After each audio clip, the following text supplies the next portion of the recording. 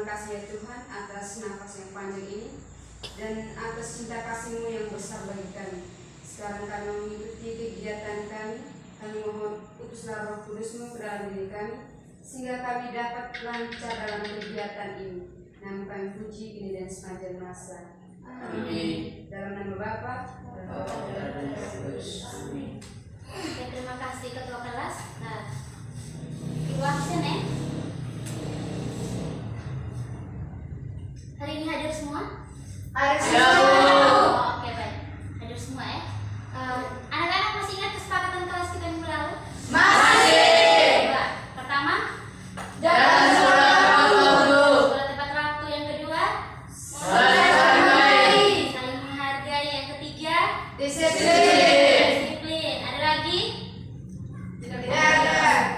Tidak boleh ribut ya? Iya. Jadi ingat, dalam proses pembelajaran terterapkan itu. Bisa? Bisa. Oke, yang berikut Ibu ajak kamu untuk lihat gambar yang ditayangkan di layar. Oke, apa yang kamu lihat?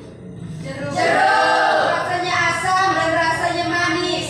Oke, jeruk berarti rasanya Asam. Ada jeruk yang rasanya Manis. Yang berikut coba. Oke, apa yang kalian lihat? Obat. Rasanya pahit. Obat mah rasanya pahit ya? Iya. Ada konsumsi obat mah toh? Sudah. Oke, baik. Jadi manfaat pembelajaran kita hari ini, ya, manfaat kita belajar asam basa. Misalnya dalam bidang kesehatan, kita bisa mengukur pH lambung agar bisa menetralisir asam Lambung. Adapun ke tujuan kegiatan pembelajaran kita hari ini yaitu peserta didik setelah mempelajari ini peserta didik mampu menjelaskan atau menjelaskan teori tentang asam dan basa dari beberapa bahan. Ya, ingat, tujuan pembelajaran kita hari ini adalah peserta didik mampu menjelaskan teori asam dan basa dari para Habis. Nah, sekarang Ibu ajak kamu untuk lihat video yang ditampilkan. Jadi konsentrasi ya, tidak boleh ribut.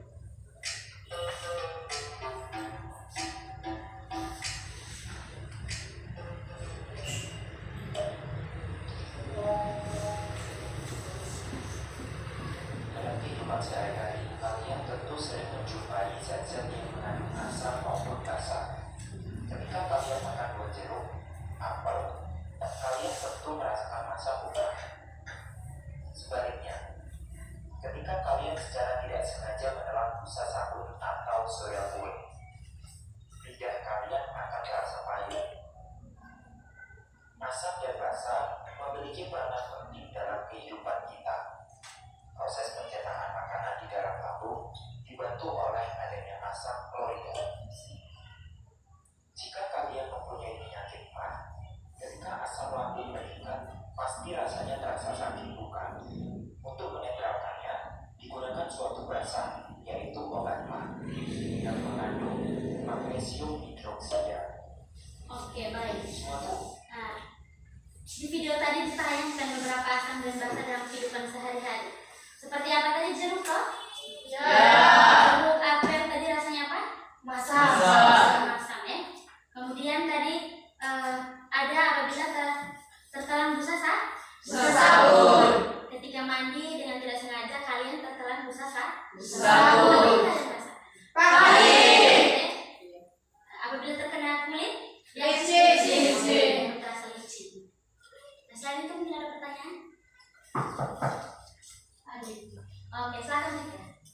Ibu, kenapa di saat terkena asam lambung kita harus minum obat mah? Oke, baik. Pertanyaan yang bagus ya. Kenapa saat terkena asam lambung kita harus minum obat mah? Teman-teman ada yang tahu? Oke, silakan Nancy. Karena obat mah itu bersifat basa untuk menetralkan asam. Iya. Nah, kenapa saat terkena asam lambung kita harus minum obat mah? Karena apa? Obat mah itu mengandung basa yang dapat menetralkan asam Lambung. Oke, baik. Sekarang Ibu akan bantu kamu ke dalam 3 kelompok ya. Kelompok pertama kelompoknya 3, kelompok kedua Nancy, kelompok ketiga Yeyen. Ibu Ibu akan bagikan bahan ajar kelompok 1, kelompok 2, kelompok 3. Silakan kalian bacakan materi yang ada dalam bahan ajar tersebut.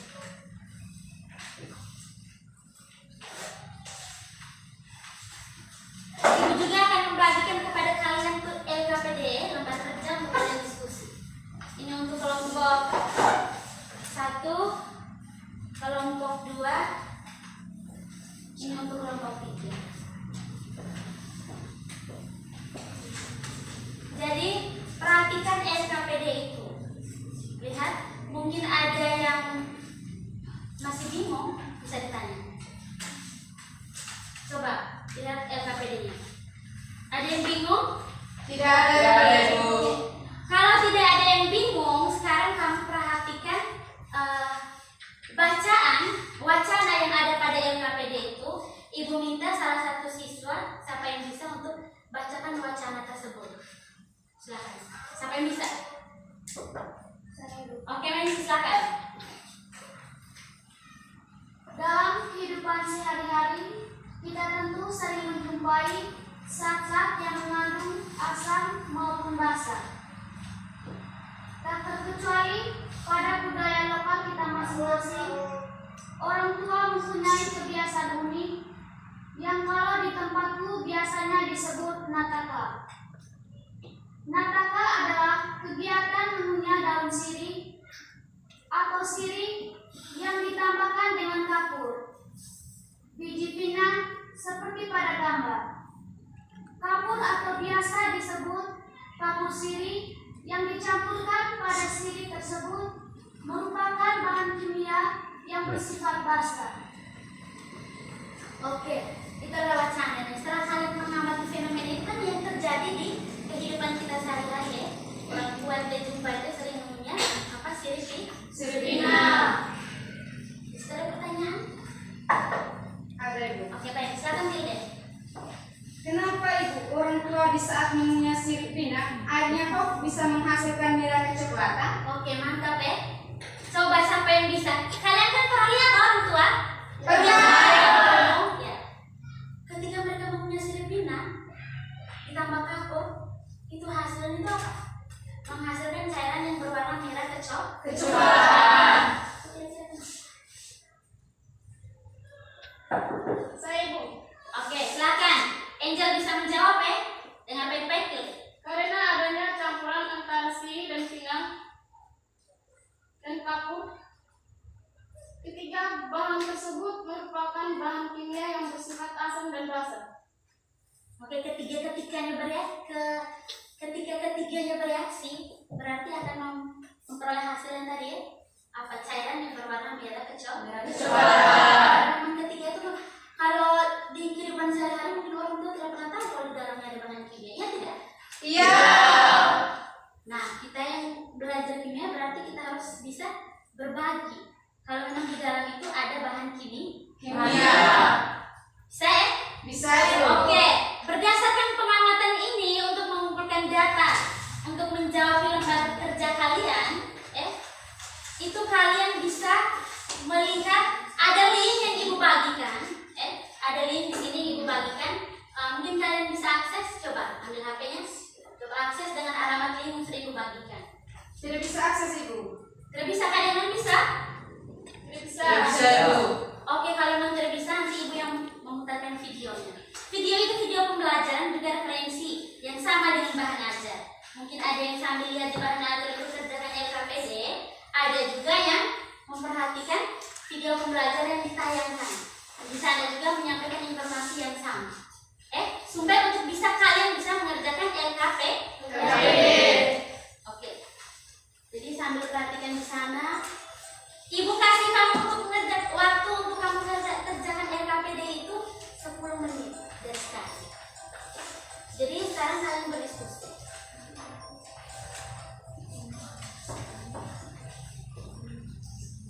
Dalam kehidupan sehari-hari, kita terkadang melihat atau bahkan menggunakan perasaan hormon dan daun sirih.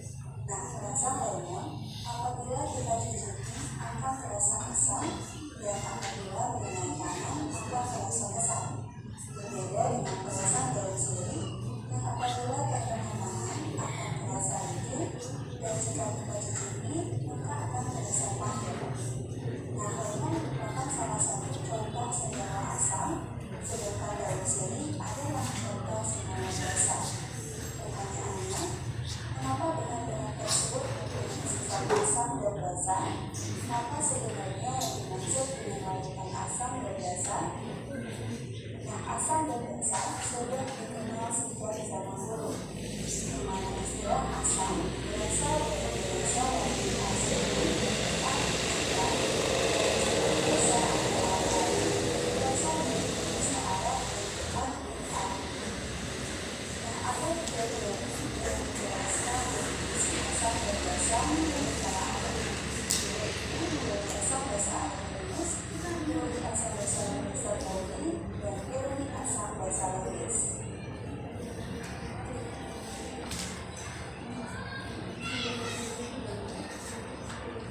Artemis adalah seorang ilmuwan dunia dari Swedia yang berhasil menemukan ponsel-ponsel dan basa yang dapat diterima sampai saat ini, di mana ponselnya dikenal dengan teori basa Artemis. Menurut Artemis, asam adalah senyawa yang melepaskan ion hidrogen atau H3O+ saat dilarut dalam air. Sebagai contoh, asam klorida atau HCl yang dilarutkan dalam air melepaskan ion hidrogen dengan reaksi HCl ditambah H2O menghasilkan H3O+ ditambah Cl-. Selanjutnya, untuk memudahkan dalam pembahasan, biasanya digunakan H+ sebagai kependekan dari ion hidrogen dan penyerangan dalam air yang menggunakan senyawa tersebut, sehingga reaksi ini dapat dituliskan menjadi HCl tertuang menghasilkan H+ ditambah Cl. Nah, contoh lainnya adalah asam sulfat atau H2SO4 yang juga menghasilkan ion hidrogen ketika dilarutkan dalam air. H2SO4 ditambah 2H2O menghasilkan 2H3O+ ditambah SO4 atau dapat disederhanakan menjadi H2SO4 tertuang menjadi 2H+ ditambah SO4. Nah, berdasarkan teori Artemis ini, yang menyebabkan suatu larutan bersifat asam adalah ion H+ atau H3O+ yang dihasilkan. Nah, ion H+ dari ionisasi satu mol asam disebut dengan valensi asam, sedangkan anion yang dihasilkan disebut dengan anion sisa asam.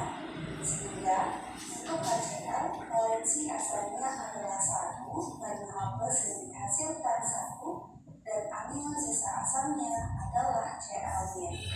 Kemudian untuk H2SO4, valensi asamnya adalah 2 karena H+ yang dihasilkan 2 dan anion sisa asamnya adalah SO4.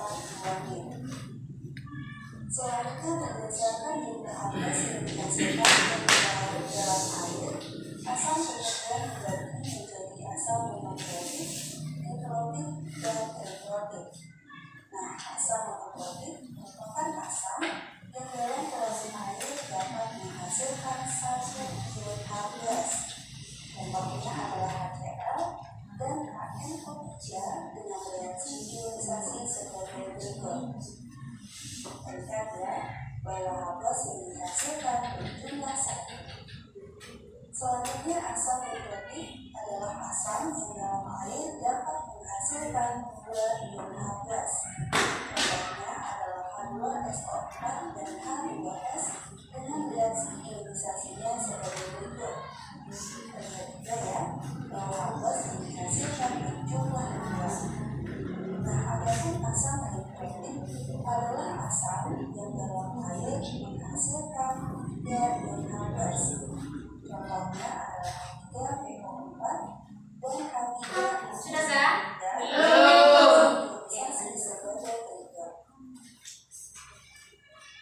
Selanjutnya, bagaimana definisi basa menurut Artemis?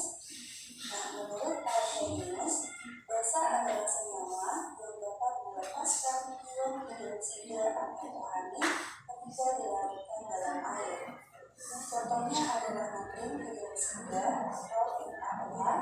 untuk melepas fluid organik dalam air dengan reaksi NaOH terkeluar menjadi Na ditambah OH-nya.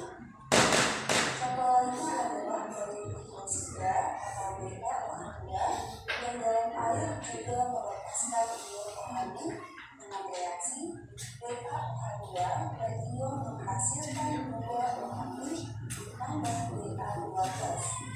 Nah, berdasarkan teori akhirus ini, yang menyebabkan suatu lautan bersifat basah adalah ion organik yang nah, jumlah ion organik dari ionisasi satuan basah kita sebut sebagai valensi basah, sedangkan kation yang dihasilkan disebut dengan kation sisa basah.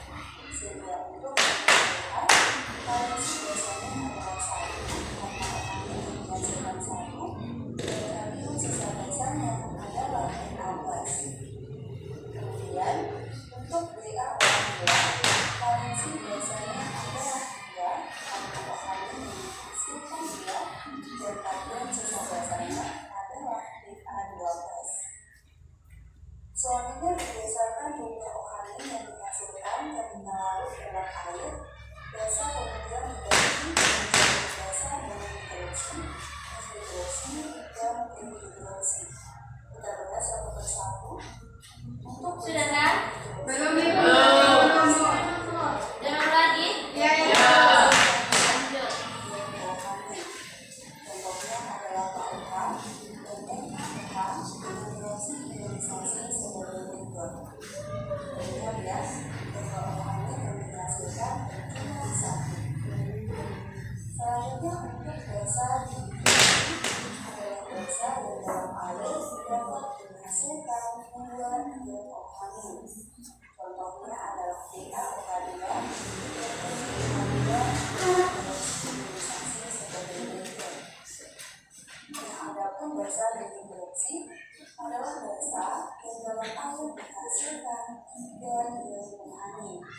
Contohnya adalah OH3 dan OH3 dengan reaksi ionisasi sebagai berikut. Selanjutnya teori asam basa aerobius ternyata masih Sudah? kelemahan, yaitu Sudah semua? Sudah. Lagi dua nomor. Sudah toh? Oke, baik. Karena semuanya sudah, sekarang waktunya presentasi. Waktunya presentasi ini kepada kelompok yang sudah siap. Pada kelompok yang sudah siap, berhenti durasi waktu. Siap toh? Siap. Siap untuk presentasi? Siap. Oke. Untuk soal nomor 1, kelompok siapa yang sudah siap? Nomor 1, kelompok siapa? Tadi bilang sudah siap. Oke, kelompok yang ini sih, kelompok 2 untuk menjawab soal nomor 1. Baik, terima kasih atas kesempatan yang diberikan kepada kami berdua.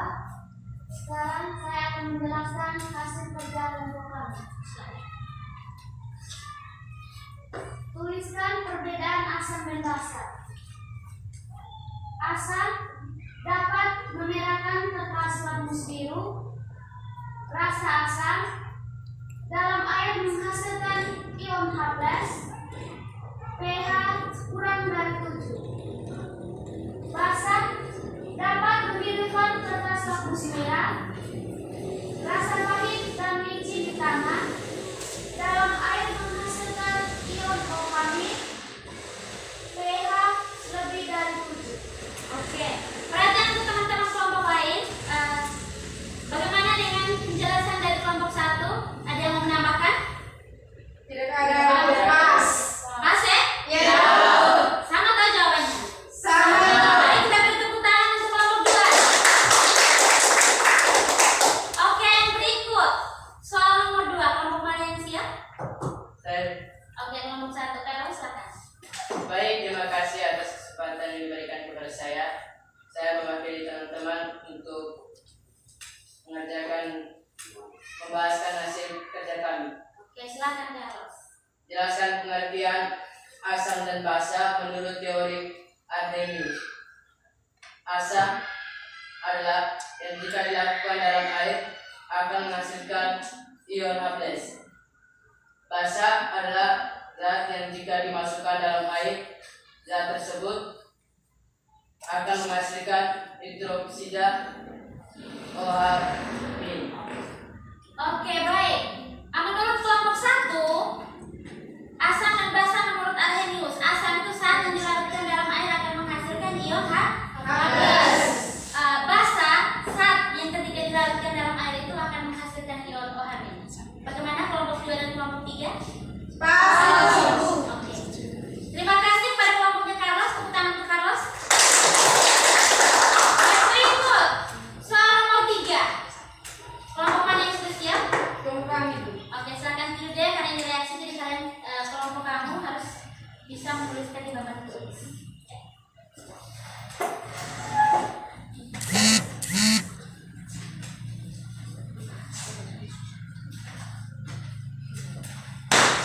Terima kasih atas waktu yang diberikan kepada kelompok kami. Saya mewakili dari kelompok 3 akan mempresentasikan hasil diskusi kami.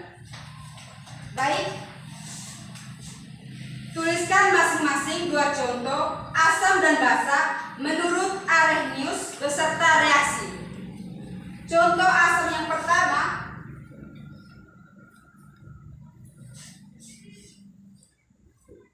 HCl menghasilkan H+ tambah Cl-. Contoh yang kedua, HBr menghasilkan H+ tambah Br-. Sedangkan contoh basa yang pertama itu NaOH menghasilkan Na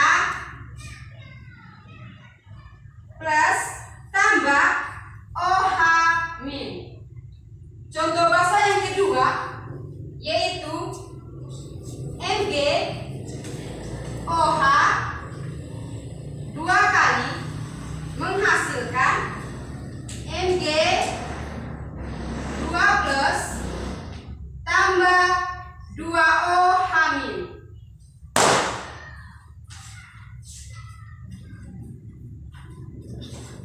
Oke, baik. Menurut kelompok 3, asam, tuliskan 2 asam dan basa menurut Arrhenius. Asam yang pertama itu HCl. Perhatikan, HCl dia terurai menjadi H+ tambah Cl-. Karena dalam air dia menghasilkan ion H+ ya. Kemudian HBr di sini menghasilkan H+ tambah Br-.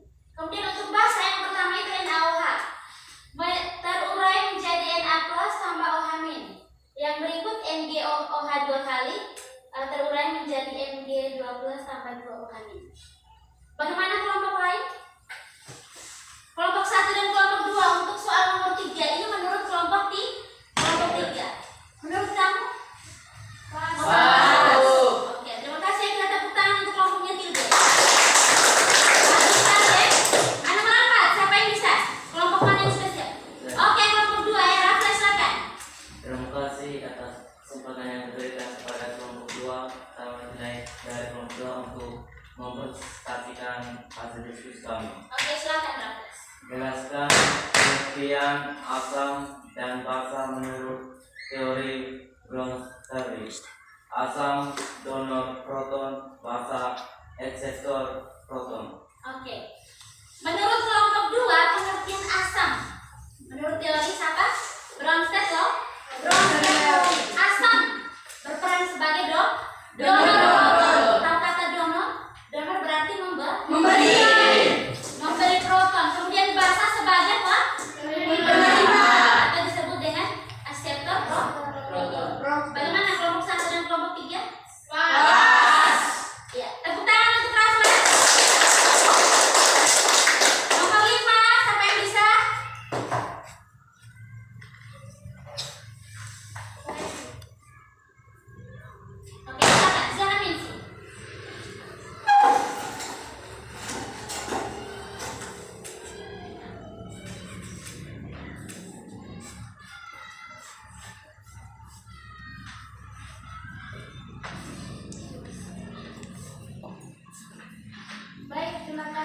kesempatan diberikan kepada saya akan menjelaskan hasil kelompok kami.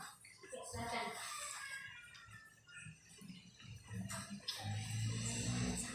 Pertanyaannya, sebutkan asam dan basa konjugasi dari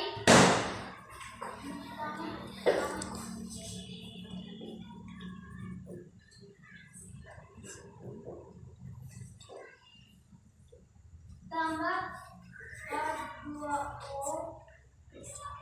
menghasilkan NH3 tambah H3O plus. Yang ke B,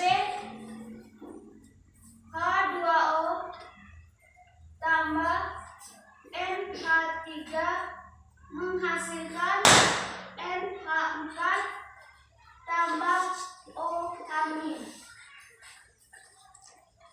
NH4 asam, H2O bersifat basa, NH3 bersifat basa konjugasi, H3O bersifat asam konjugasi.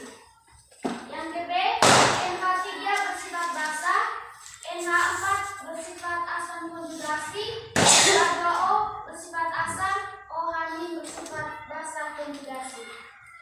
Oke, terima kasih pada kelompok MNC. Bagaimana dengan kelompok 1 dan 3? NH4 tambah H2O menghasilkan NH3 tambah H3. NH4 di sini berperan sebagai apa? Asam. Asam, Karena apa? NH4 ini dia akan mendonorkan 1H+ ke H2O. Jadi dia memberi, berarti dia donor. Donor berarti asam. Ya tidak? Iya. Oke, nah sekarang H2O bersifat sebagai apa, Basa. Kenapa? Dia menerima 1H+ dari NH4. Dia menerima berarti basa. Dia menerima 1H+ dari NH4, makanya di sini terbentuk jadi H3. Hanya bertambah 1. Oke, yang berikut B. H2O bersifat apa? Basa. H2O bersifat Asam. asam, Iya. NH3 bersifat Basa. Kemudian menghasilkan NH4 tambah OH-. Kenapa H2O disebut asam? Karena di sini H ini sebab H2O berperan untuk mendonorkan proton. Satu H yang ada di H2O ini diberikan kepada NH3. NH3 yang menerima, makanya dia disebut sebagai Basa. Maka terbentuklah NH3 ditambah 1H menjadi NH4. NH4. H2O hanya kurang 1, jadi sisa OH. Bisa terima? Bisa. Oke, tepuk tangan untuk kelompok 2. Yang itu nomor 6, siapa yang bisa? Oke, silakan. Iya. Terima kasih kesempatan yang diberikan kepada kami kelompok 3. Saya akan mempresentasikan hasil kerja kami. Oke, silakan. Jelaskan pengertian asam dan basa menurut teori Lewis. Jawaban kami, asam adalah akseptor pasangan elektron dan basa adalah donor pasangan elektron. Oke, baik ya. Bagaimana asam dan basa menurut teori Lewis? Asam sebagai Akseptor pasangan elektron, basa, donor pasangan elektron. asam sebagai akseptor. Sekarang dia sudah berubah. Asam sebagai penerima, basa sebagai pemberi. Bisa mengerti? Bisa. Satu biaya. Ibu untuk soal nomor 7. Kelompok siapa yang bisa? Oke, silakan ya.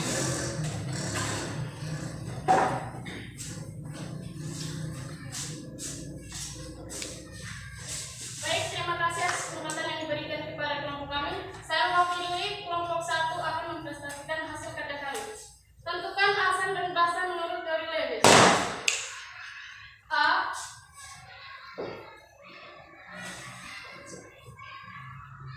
NH3 tambah BF3 menghasilkan NH3 BF3. BF3 sebagai asam,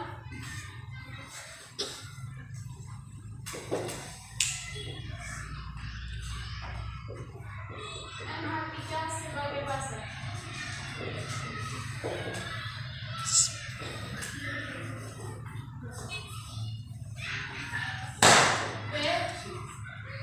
BCL3 tambah NH3 menghasilkan BCl3 NH3.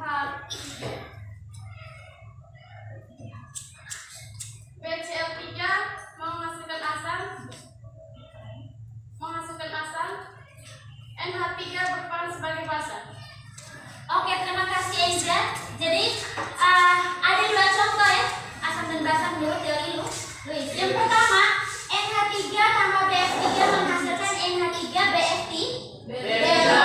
Antara NH3 dan BF3, NH3 itu berperan sebagai basa ya. BF3 sebagai asam. Karena asam menerima, makanya basa memberi pasangan elektron secara bebas. Dia memberikan kepada BF3 B yang menerima pasangan elektron dari NH3. Kemudian untuk BCl3 tambah NH3 itu yang berperan sebagai asam itu apa? BCl3. Kemudian yang berperan sebagai asam NH3. untuk reaksi BCl3 tambah NH3 yang berperan sebagai asam itu apa? Oke, BCl3 ya? Kemudian NH3 nya berperan sebagai basa. Nanti BCl3 itu yang menerima pasangan elektron bebas dari NH3. Makanya dia disebut sebagai aseptor pasangan elektron. Sampai di sini bisa mengerti? Kita berikan tepuk tangan untuk Angel. Nomor 8 siapa yang bisa atau kelompok mana? Saya, Bu. Oke, silakan Vivin. Terima kasih atas kesempatan yang telah diberikan saya. Saya akan menjelaskan hasil diskusi kelompok kami. Oke, silakan. Tuliskan perbedaan teori asam basa menurut Arrhenius, menurut Rosten-Lowry, menurut Lewis. Oke. Perbedaan menurut Arrhenius menghasilkan ion H+. Perbedaan basa menurut Arrhenius menghasilkan ion OH-. Perbedaan asam menurut Rosten-Lowry, donor-proton. Perbedaan basa menurut Rosten-Lowry, proton. Oke, silakan lanjut. Luis. Perbedaan asam Lewis, Ya, asparton pasangan elektron. elektron. Perbedaan basa Ya. menurut Lewis, donor pasangan elektron. Oke. Oke, baik. Terima kasih kepada kelompok 1, kelompok 2. Perbedaan asam basa menurut Arrhenius, Rosten-Lowry, dan Lewis. Apakah ada tanggapan dari kelompok lain? Pas ya? Terima kasih untuk Vivi. Tepuk tangan dulu. Yang terakhir nomor 9, kelompok siapa? Oke, silakan Nak. Dari kelompok kami akan memberikan kesimpulan. Kesimpulannya adalah zat asam merupakan zat yang menghasilkan ion H+ dan pH lebih kecil 7. Dan basa merupakan zat yang menghasilkan ion OH- dan pH lebih besar 7. Oke. Bagaimana kesimpulannya? Bisa terima? Bisa.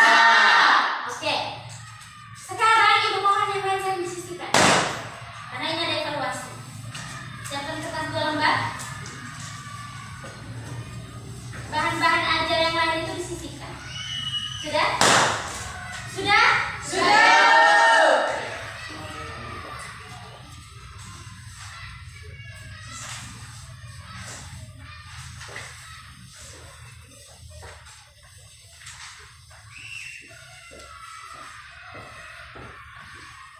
Silakan kerjakan post-it yang sudah bagian ibu beri waktu kamu 5 menit dari sekarang.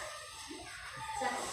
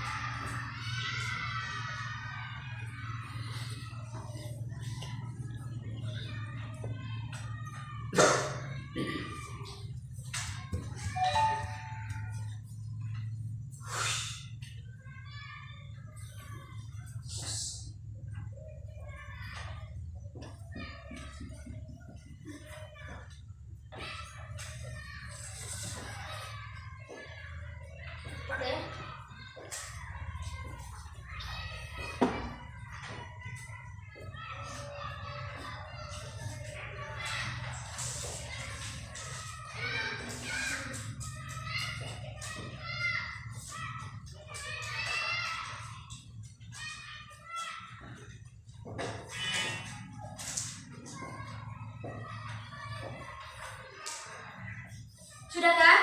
Belum Ibu. Belum.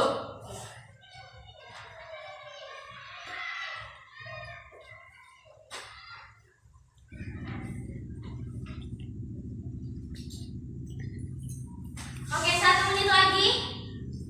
1 menit lagi. 1 menit lagi.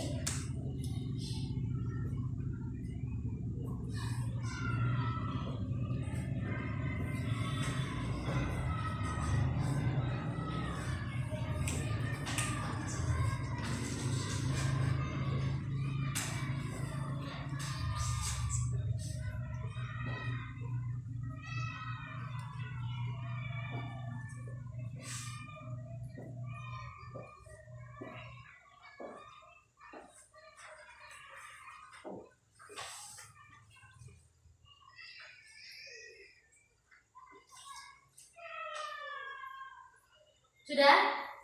Sudah. Sudahkah? Sudah. Oke, kumpulkan dulu.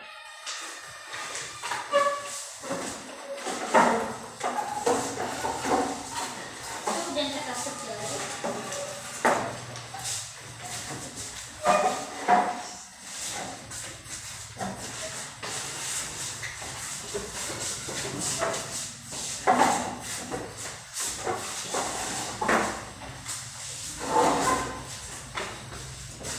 Silahkan duduk kembali ya.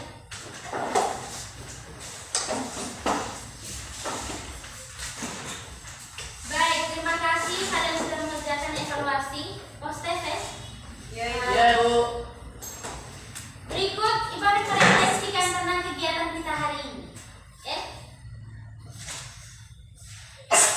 Hal baik apa saja yang kalian dapat saat pembelajaran ini? Coba. Hal baik apa yang kamu dapat ketika kita belajar hari ini? Ayo.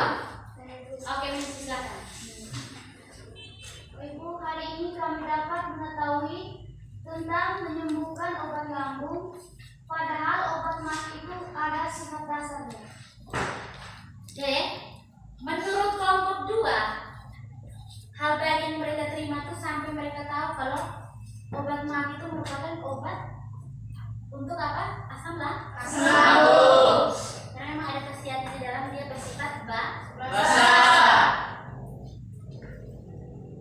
Terus yang berikut, pada saat manakah yang kalian merasa bagus atau merasa baik dalam proses pembelajaran ini?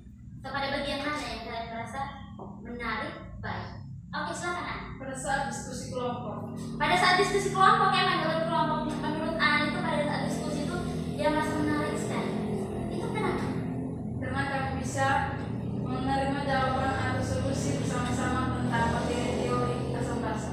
Oke, proses diskusi berarti kita apa? Menyampaikan pendapat antara misalnya kau ketiga yang kita simpulkan. Menarik tidak?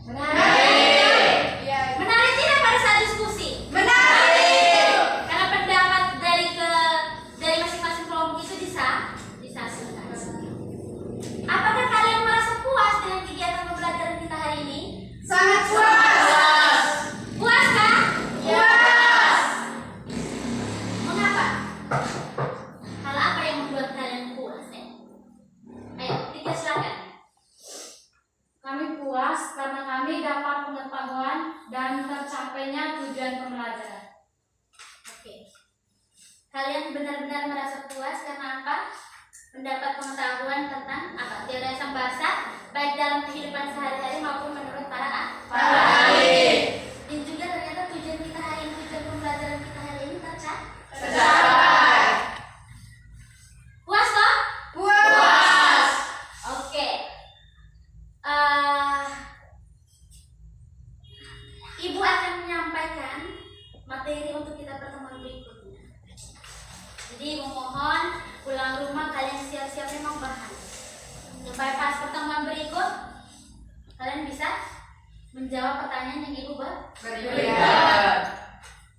Pertemuan kita berikut tuh tentang indikator ya, indikator asam basa. Baik itu indikator alami mau indikator universal maupun pH maupun kita menggunakan pH meter. jadi kalian harus cari memang bahan. Bisa toh? Bisa. Ternyata kalian semangat ya sampai akhir pembelajaran. Semangat toh? Semangat. Oke. Apa materi kita untuk minggu depan? Indikator asam basa.